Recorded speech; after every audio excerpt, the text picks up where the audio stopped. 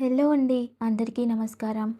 ఉత్తరాయణం శిశిర ఋతువు ఫాల్గుణ మాసం శుక్లపక్షం త్రయోదశి, ప్రస్తుతం తదుపరి చతుర్దశి మఘ నక్షత్రం. ఈరోజు విశేషమైనటువంటి రోజు బుధవారం. మనమందరం కూడా ఈరోజు ఓం సీతారామాయ నమః అనే నామాన్ని జపించాలి. ఇలా ఈ నామాన్ని జపించడం వలన మనకి ఏకాగ్రత పెరుగుతుంది. అలాగే చేసే పనిలో మనకి జ్ఞానం వృద్ధి చెందుతుంది మరియు కోపం తగ్గుతుంది, తెలివితేటలు పెరుగుతాయి. జీవితంలో కన్ఫ్యూజన్ లేకుండా నిర్ణయాలు తీసుకోగలుగుతాం. రామ అంటేనే ఆనందం, ఇక రామ అంటే వెలుగు, ఇలా ఎన్నో అర్థాలు ఉన్నాయి. అందుకే సీతారామాయ నమః అంటే మనం ఏదైనా భారీ ప్రమాదంలో ఉన్నట్లయితే దాని నుండి బయటకు వచ్చే వెలుగులాగా మనకి ప్రాప్తిస్తుంది. అలా అనుభూతి పొందవచ్చు. ఇవాళ అందరూ కూడా భక్తి భావనలతో మంత్రబలంలో ఓ సీతారామాయ నమః అనే నామాన్ని జపిద్దాం. ఓం సీతారామాయ నమః, ఓం సీతారామాయ నమః, ఓం సీతారామాయ నమః. ఇలా ఈ నామాన్ని జపించడం వలన ఖచ్చితంగా మనకి ఎంతో ఉత్తమమైన ప్రతిఫలాలు లభిస్తాయి. ఇక మంచి మాట, మన జీవితంలో మనకి ఎదుగుదల ఎంత ఉంటుందో అంత మనం తగ్గి జీవితాన్ని నడపాలంట. అంటే జీవితంలో ఆర్థికంగా మరియు మానసికంగా జ్ఞానంతో ఎన్ని విధాల మనం అభివృద్ధి అవుతామో ఆ ఒక్క జీవితంలో అభివృద్ధి అనేది ఎంత పెరుగుతుందో అంత మానవీయత దృష్టి మనలో ఉండాలి అని అర్థం. అలా జీవితంలో మనం అభివృద్ధి చెందామని నిదానంగా అహంకారం పెంచుకోవడం, ఇలా అహంకారంతో మనం ఇతరులతో అనుచితంగా నడుచుకుంటూ ఉంటే ఆ అభివృద్ధికి మనమే నిప్పు వెలిగించుకున్నట్లు అని అర్థం. అందుకే జీవితంలో ఎంత అభివృద్ధి చెందుతామో అంత మన జీవితంలో తగ్గి జీవించాలి. అదే మానవీయత, ఉత్తమ దృష్టి కూడా. ఇక ఈ విధానంగానే మన జీవితంలో మనం తల్లి తండ్రి, మన తల్లిదండ్రులు ఎంతో కష్టపడి పోషించి మనల్ని పెద్దోళ్ళని చేస్తారు. వాళ్ళు ఎంత కష్టపడతారంటే మన కోసం ఎన్ని బాధలు అనుభవిస్తారంటే, మన కోసం ఎప్పుడైనా మన తల్లిదండ్రులు మనం ఏడవకూడదు అని చెప్పి ఎన్ని కష్టాలనైనా సరే అలా భరిస్తూనే ఉంటారు.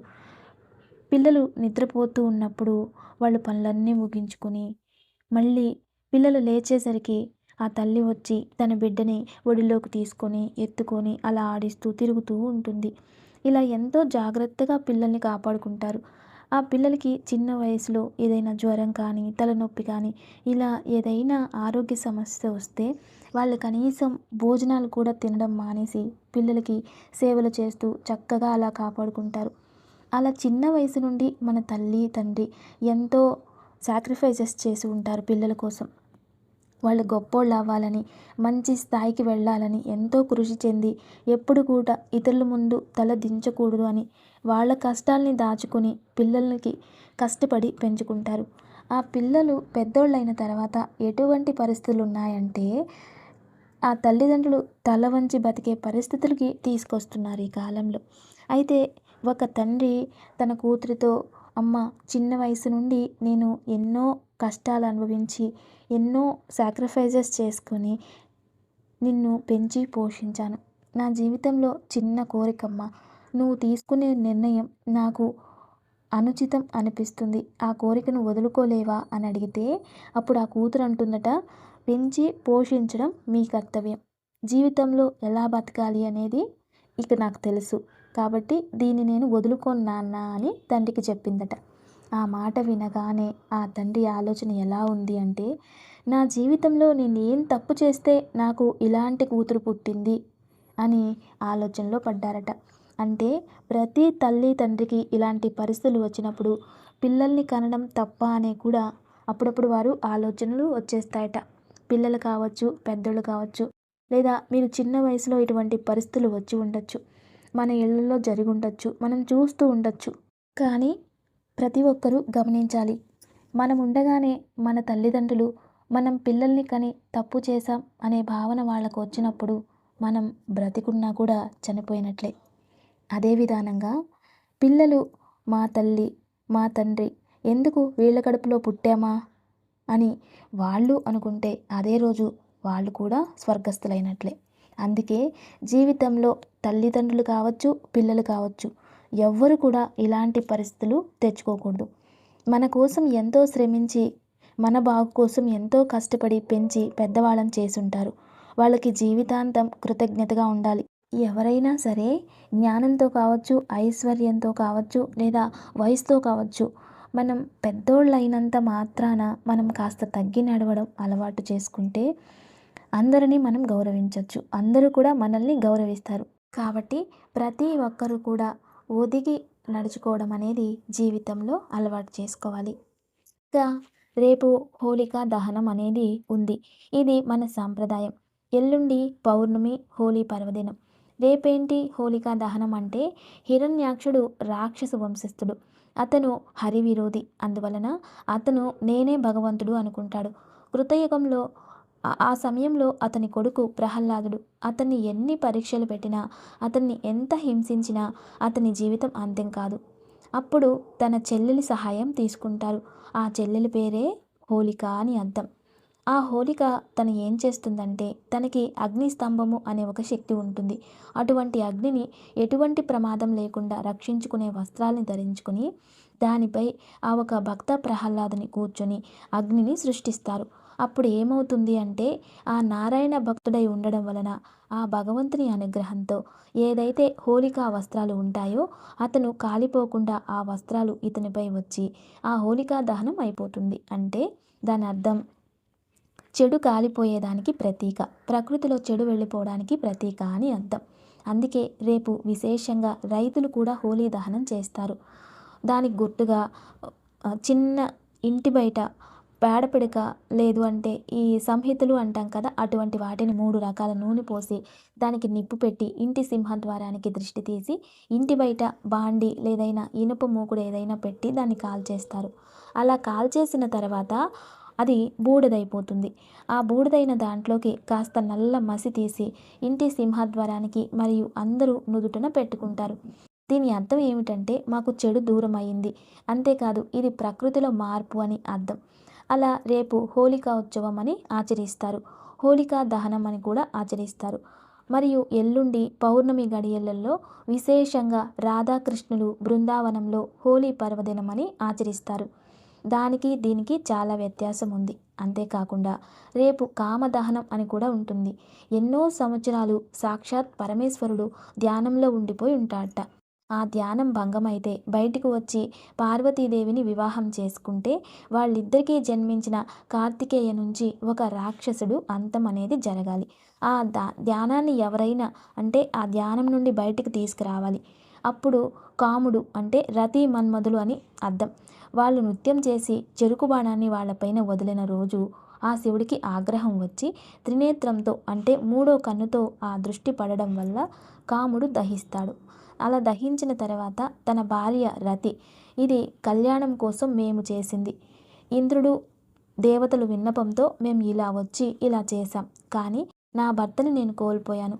నేనేం చేయాలి భగవంతుడా అంటే అప్పుడు సాక్షాత్ పరమేశ్వరుడే వాళ్ళకి వరప్రసాదాన్ని ఇచ్చిన రోజు ఈరోజు. ఎవరైతే కామదహనం అనేది చేస్తారో వాళ్ళల్లో మీరుంటారు. అంతేకాకుండా వాళ్ళల్లో ఉన్న అంధకారాన్ని మరియు కామ క్రోధ లోభ మోహ మద మాత్సర్యాలన్నీ కూడా దూరం చేసి వాళ్ళల్లో ఉన్న ఆనంద రూపంగా మీరు వాళ్ళల్లో జీవిస్తారు అని ఆ ఒక పరమేశ్వరుడు వాళ్ళకి వరప్రసాదాన్ని ఇస్తారట. అవన్నీ కూడా రేపు జరుగుతాయి. ఇక ఒకవైపు హోలికా దహనం, మరోవైపు కామదహనం. ఇవన్నీ అయిన తర్వాత దేవతలందరూ కలిసి హోలీ పర్వదినాన్ని ఆచరించినది పౌర్ణమి అంటే ఎల్లుండి. దాన్ని విశేషంగా మనం కూడా జరుపుకుందాం. ఇక ఈరోజు తారాబలం. ఈరోజు నిత్య నక్షత్రం మఘా నక్షత్రం కదా. ఇక 27 నక్షత్రాలకి ఎటువంటి తారాబలం, ఎవరికి లాభం, ఎవరికి నష్టం, ఎవరికి అదృష్టమో తెలుసుకుందాం. అశ్విని మఘ మూల నక్షత్రం వారికి జన్మతార. వీరికి ఈరోజు కాస్త ఆరోగ్యంలో వ్యత్యాసాలు ఉంటాయి, ఆరోగ్య సమస్యలు ఉంటాయి, చాలా జాగ్రత్త ఉండాలి. ఇక భరణి పుబ్బ పూర్వాషాఢ నక్షత్రం వీరికి పరమమిత్ర తార. ఈరోజు చాలా అదృష్టమైన రోజు. ఈరోజు మీరు ప్రయత్నిస్తే ఏ పనులైనా జరుగుతాయి. ఇక కృతిక ఉత్తరాషాఢ నక్షత్రం వీరికి మిత్రతార. ఈరోజు శత్రువులు కూడా మిత్రులైపోతూ ఉంటారు. జరగని పని కూడా జరిగిపోతూ ఉంటుంది. అలా ఈరోజు ప్రయత్నిస్తే ఖచ్చితంగా మీరు అనుకున్నది పొందగలుగుతారు. ఇక రోహిణి, హస్త, శ్రవణ నక్షత్రం వారికి 5వ తార. ఇది అంత శుభం కాదు. జాగ్రత్త వహించాలి. అనవసరమైన అపవాదాలు ఇందులో వచ్చేస్తుంటాయి. జాగ్రత్త ఉండాలి. ఇక మృగశిర, చిత్త, ధనిష్ట నక్షత్రం వారికి సాధన తార. ఈరోజు అంటే సాధన తార అంటే మంచిదే, కానీ పరిశ్రమ అంటే శ్రమ ఎక్కువగా ఉంటుంది. కానీ మంచి నిర్ణయాలు తీసుకోవచ్చు. కష్టపడండి, మంచి ఫలితాలు ఉంటాయి. ఇక ఆరుద్ర, స్వాతి, శతభిష నక్షత్రం వారికి ప్రత్యక్ తార. కోపం ఎక్కువ, ద్వేషం ఎక్కువ, చిన్న చిన్న విషయాలు పెద్దగా అయిపోతాయి. ఈరోజు మీరు ఏ నిర్ణయం తీసుకున్నా భవిష్యత్తులో కాస్త ఇబ్బంది ఉంటుంది. ఆలోచించి నిర్ణయాలు తీసుకోవడం మంచిది. ఇక పునర్వసు, విశాఖ, పూర్వభద్రపద వీరికి క్షేమతార. ఈరోజు చాలా విశేషమైన రోజు. ఈరోజు మీరు ఏమనుకున్నా కూడా అందులో ప్రత్యేకంగా మీదైన గౌరవం, మీదైన స్థానం, మీదైన శుభం కూడా జరుగుతూ ఉంటుంది. దాని నుంచి ప్రయత్నించండి. ఇక పుష్య, అనురాధ, ఉత్తరాభాద్రపద నక్షత్రం వీరికి విపత్తార. ఆపదలు కాస్త జాగ్రత్తలు వహించండి. ఈరోజు విపత్తారలో ఏదైనా డ్రైవింగ్ చేసినా, లాంగ్ జర్నీ వెళ్ళినా దాని వలన మనకి ప్రమాదాలు ఏర్పడుతూ ఉంటాయి. జాగ్రత్త వహించడం మంచిది. ఇక ఆశ్లేష, జ్యేష్ఠ, రేవతి నక్షత్రం రోజు సంపత్తార. ఈరోజు వీరికి ఆర్థికంగా అభివృద్ధి ఉంటుంది. కష్టానికి తగిన ప్రతిఫలం వస్తుంది. ఏదైనా కొనుగోలు చేయొచ్చు, ఏదైనా ఇన్వెస్ట్ చేయొచ్చు. అత్యంత లాభదాయకమైనటువంటి రోజు. ఇక వాస్తు పరిహారం, దివ్యమైన వాస్తు పరిహారం. ఇల్లు నిర్మాణం చేస్తాం, లేదా కొత్త ఇల్లు కడతాం, లేదు రెంట్ హౌస్లో ఉన్నవాళ్ళు ఇంకొక ఇంటికి వెళ్తాం. కానీ అటువంటి ఇళ్ళకి చేంజ్ అయినప్పుడు మనకి ఏదైనా సింహద్వారం మనకి అచ్చి రాకుండా ఉన్నట్లయితే, మన జన్మజాతకానికి రాంగ్ డైరెక్షన్లో ఏదైనా ఉన్నట్లయితే ముందుగా విరోధం ఎక్కువ అవుతూ ఉంటుంది. అయితే అతిథులు ఎవరూ రారు, బంధువుల్లో విరోధం ఎక్కువ అవుతుంది, మరియు ఆ ఇంట్లో ఉన్న జనాలు కూడా ఆకర్షణ బలం తగ్గిపోతూ వస్తుంది. అప్పుడు తెలియకుండానే అందరితో శత్రుత్వం, వైరత్వం ఇటువంటివి పెరుగుతూ ఉంటాయి. మనం ఏదైనా గృహప్రవేశం చేసిన తర్వాత వేరే ఇంటికి వెళ్ళినా తర్వాత బంధువుల్లో లేదా అనుకోకుండా స్నేహితుల్లో ఏదైనా గొడవలు ఏర్పడుతున్నాయి అంటే ఖచ్చితంగా రాంగ్ డైరెక్షన్ ఇంట్లో ఉన్నాము అని అర్థం. అటువంటి పరిస్థితులు ఉంటే వెంటనే మనం ఆ ఇల్లు ఖాళీ చేయాలి, లేదా ఆ ఇంట్లో ఖచ్చితంగా ఒక శ్రీవాస్తు యంత్రాన్ని పెట్టుకోవాలి. దీని వలన ఈ వైబ్రేషన్ వలన దాని ప్రభావం చూపించి ఖచ్చితంగా ఆ సమస్యలను తగ్గిస్తుంది. ఇక దివ్య పూజ. రేపు గురువారం చతుర్దశి. ఎలాగో రేపు పొద్దుటే హోలికా దహనాన్ని ఆచరిస్తాం. ఇక రేపు ఉదయం మన ఇంట్లో గోమూత్రం ఉంటే కాస్త నీళ్ళల్లో కలిపి ఇల్లంతా ప్రోక్షించాలి. దేవుడి గదిలోనూ ప్రోక్షించి దేవతలన్నింటికీ కూడా చక్కగా అభిషేకం చేసి, గంధము నుదుటిన అలంకరించి, కుంకుమ బొట్టు పెట్టి, భక్తి శ్రద్ధలతో దేవతలను పూజించి, పెరుగన్నం లేదా ఉప్పు లేని నిమ్మ పులిహోర నైవేద్యం పెట్టి, ఇంట్లో సాంబ్రాణి ధూపం వేసి చేసినట్లయితే ఇంటికి స్థానబలం పెరుగుతుంది, దేవత ఆకర్షణ పెరుగుతుంది, మరియు బ్రహ్మహత్య పాతకాలు లేదా ఇంట్లో ఉండే అంటుముట్టు దోషాలు ఇవన్నీ తగ్గిపోతాయి. దివ్యమైన యోగక్షేమం. ఈరోజు దగ్గరలో రామాలయం ఎక్కడైనా ఉంటే అక్కడికి వెళ్ళి నువ్వుల నూనెతో 2 దీపాలు వెలిగించి వస్తే పితృదోష ప్రభావం తగ్గుతుంది.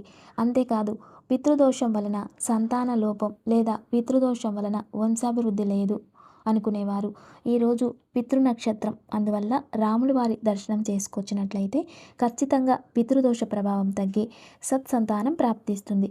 ఇలా పితృదోషం ఉన్నవారు రామాలయాన్ని దర్శనం చేసుకున్నట్లయితే అద్భుతమైన ఫలితాలు ప్రాప్తిస్తాయి. తప్పక ఆచరించండి. నమస్తే. Thanks for watching.